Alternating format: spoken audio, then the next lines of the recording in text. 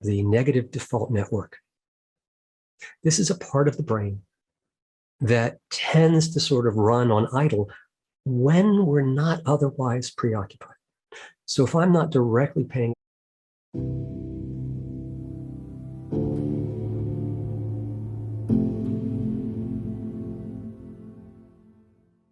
I want to talk for a moment about the negative default network.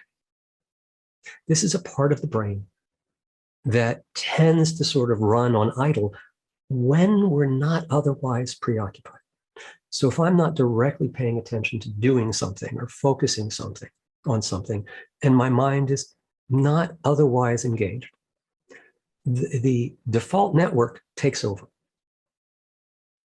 And what it does during then is it affects the background of stuff that's going through your mind. So it would be the kinds of concerns, thoughts, and ruminations that you have when you're not busy doing other stuff, when you're taking a shower, preparing a meal, driving in the car. When you're having that little space, if you pay attention, you'll notice your default network coming online. And for most of it, this is why it's called the negative default network, is because it actually manages to lean into negative memories and associations. Now, why am I telling you about this? Well, because we all have a negative default network. And if you've had trauma and if you have shame, it means that your default network, when it's running in the background, will frequently be running themes of shame and not enoughness. Your default network will be voicing judgments about you, what you're doing or what you're not doing. Your default network will be reminding you of your flaws, your failures, or here you go again, and it's not changing. If we make the mistake of believing that, oh, I'm my default network, and that's absolutely true, all of those negative statements about me are true, we're stuck. But just like if you can see shame for a state, if you can see that this default network gets active, shame is what sort of lives there along with this ongoing narration that we have in our minds throughout our day. And mindfulness, any activation of awareness and engagement, shuts down the default network. So it's not complete, but it guides us away from it. If we're not continue to be engaged, we'll slowly go back. But it's the default network that keeps returning us to these cycles of judgment, blame, rumination over our pain, and shame. So noticing that shame is a state, that it's supported by this tendency in our default network to just keep this story going just because that's what the default network does. That means that if you work on shame and you still have shame, it's not your fault that you have shame in the first place. And it's not your fault that you're not making quote unquote fast enough progress with shame. This is a process of healing. This is a process of engaging with yourself with more and more tenderness and compassion, with being able to respond to angry voices in your head with kindness. When we are able to meet shame from a ventral place,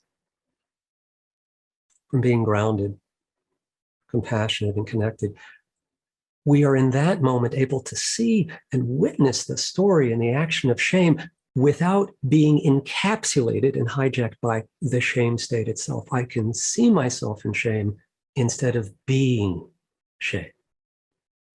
And in that moment, I have space to work with this.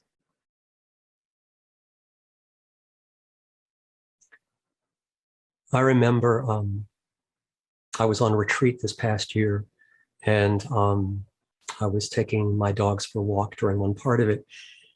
And a familiar sense of shame started coming up in me. I suppose I was walking the dog, I was taking a break, I was still being mindful, but my mind was wandering a little bit. And I started having these waves of shame start coming in. But because I had been practicing and pretty present and mindful at that point in time, as they came in, I I could feel, I mean, it's almost like you get washed back by a wave when it comes in. I could feel it. And I could feel my initial tendency of wanting to fight the shame, to fight the shame. And what I don't know if it's a what I did, it was more like grace appeared, grace. And instead, I shifted to caring and compassion and to seeing this shame state as a younger version of me screaming at me to make sure that I'm doing things just right so I don't get in trouble and I don't stop being loved. And when I could kind of get that, feel that, not just an intellectual thing, but I could feel the desperation of the shame and the youngness, the childlikeness of the way that shame works. It's so brittle and it's so black and white or all or nothing. Once I could see this as a child trying to keep me safe, a state trying to keep me safe, a young state trying to keep me safe, I could see it for what it was. And in that moment, instead of hating myself either for shaming myself or for not doing whatever I thought was causing the shame, I had compassion for that poor part of me, the shame part of me that's felt its burden, its whole life was to just make me okay to be lovable and enough. And spontaneously, and Kanda talks about this too in the section you get to, I found I forgave this part of me. And in forgiving, I found that there was no resistance. There was no adversary nature. It wasn't a defensive state anymore or me fighting a state. It was, I was hanging out in ventral with my shame. And it was a different relationship.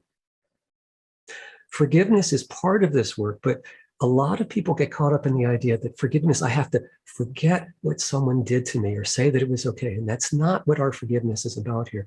Forgiveness is really about freeing you.